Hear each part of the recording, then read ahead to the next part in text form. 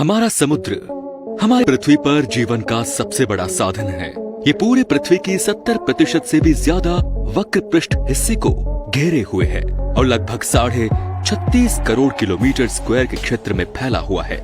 समुद्र पृथ्वी की जिस भाग में सबसे ज्यादा गहरा है वो है प्रशांत महासागर। वो है प्रशांत महासागर के मरियाना ट्रेंच का चैलेंजर वाला हिस्सा, जो कि 11,034 किलोमीटर तक गहरा है। और ये समुद्र जो है ना, जितना पृथ्वी की सतह पर जीव रहते हैं उससे कई गुना ज्यादा जीव समुद्र के अंदर लिए हुए हैं।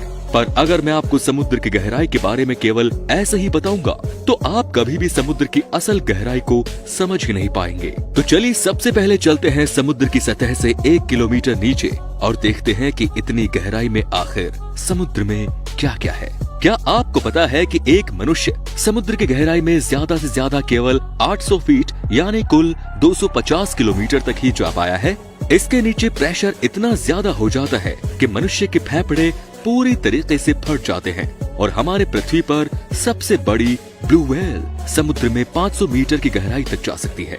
अपने शिकार को ढूंढने समुद्र से 750 मीटर की गहराई में हमारी पनडुब्बी जा सकती है।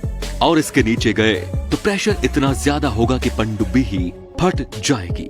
पर आप जानकर आश्चर्य करेंगे कि समुद्र में सबसे गहराई में पाए जाने वाला जीव भी अब तक केवल 3 किलोमीटर तक ही नीचे पाया गया है। और ज्यादा गहराई में जाएंगे तो हमें समुद्र के नीचे तापमान 0 डिग्री सेल्सियस से भी नीचे मिलेगा, जहां पर कुछ जलते हुए ओशन वेंट और ज्वालामुखी होंगे जो एनवायरमेंट को सरवाइव करने योग्य बना देते हैं, कुछ जीवों के लिए जिसकी खोज अब तक मनुष्य नहीं कर पाया है। इसी तरह जब हम और नीचे जाते जाएंगे, जहां हम सूर्य की किरण भी नहीं देख पाएंगे, वहां होगा घनघोर अंधकार। इसी तरह हम पहुंच जाएंगे सबसे गहराई वाले पॉइंट पे, मरियाना ट्रेंच के चैलेंजर डीप पर, जो कि 11,034 मीटर गहरा है, यानी कुल 1100 किलोमीटर तक गहरा है। अगर हम इसकी तुलना माउंट एवरेस्ट से करेंगे तो भी इसकी चोटी चैलेंजर डीप से 3 किलोमीटर छोटी ही पड़ेगी। हाँ, पर हम मनुष्यों ने कुछ मशीनों को भेजा है यहाँ अध्ययन करने के लिए। अब जब हम समुद्र के सबसे एक्सट्रीम गहरे पॉइंट पर पहुंच गए हैं और हम ये जानना चाहते हैं कि सबसे गहरे पॉइंट के नीचे क्या है, यानी समुद्र के नीचे भी क्या है, तो हमें क्या मिलेगा, हमें यही जानना है। देखिए, पृथ्वी की सबसे ऊपरी लेयर होती है क्रस्ट की लेयर, जिस पर पूरा जीवन समाया हुआ है। आप देखिए, जिस पर हमारा ये समुद्र बसा हुआ है या कहीं टिका हुआ है, वो क्रस्ट 5 से 10 किलोमीटर तक ही मोटा है, जिसके बाद मेंटल की लेयर शुरू हो जाती है। वहीं जहां पर हम जीवधारी लोग रहते हैं, यानी जमीन का एरिया, वो क्रस्ट लगभग 65 से 70 किलोमीटर तक थिक है। उसके बाद मेंटल लेयर चालू हो जाती है।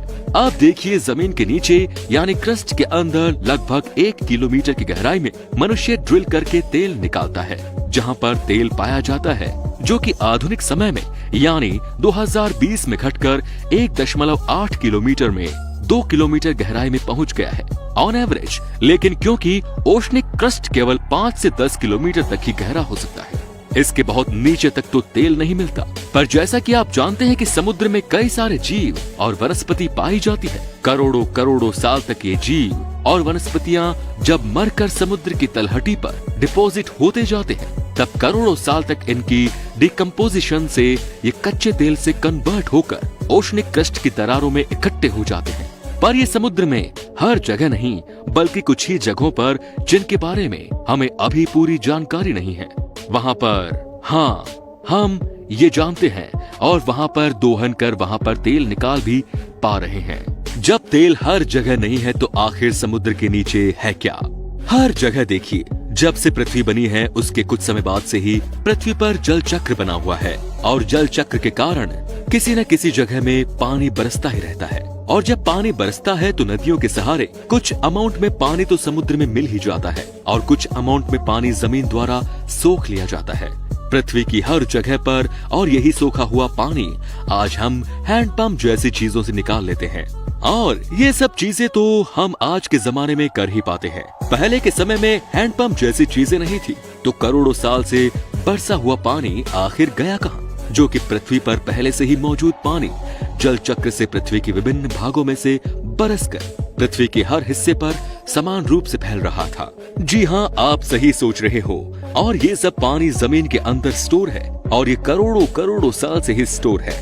जब पृथ्वी पर पानी आया था और जल चक्र के कारण ये पृथ्वी के विभिन्न भागों में फैल गया और करोड़ों करोड़ों साल तक स्टोर होते होते पृथ्वी की क्रस्ट के नीचे, मेंटल के नीचे ऊपरी सतह में जाकर स्टोर हो चुका है और इस पर एक स्टडी भी हो चुकी है, यानी समुद्र के नीचे भी पानी ही है और ये पानी बहुत समय से जमीन के नीचे स्टोर है। तो दोस्तों, ये थी आज की वीडियो। कैसी लगी आपको मुझे कमेंट करके जरूर बताएं और अगर आपको पृथ्वी पर बने हुए जल चक्र के बारे में और भी ज्यादा पता है तो आप इस वीडियो में कुछ गलतियों को सही करना चाहते हैं तो नीचे कमेंट में बता सकते हैं। धन्यवाद।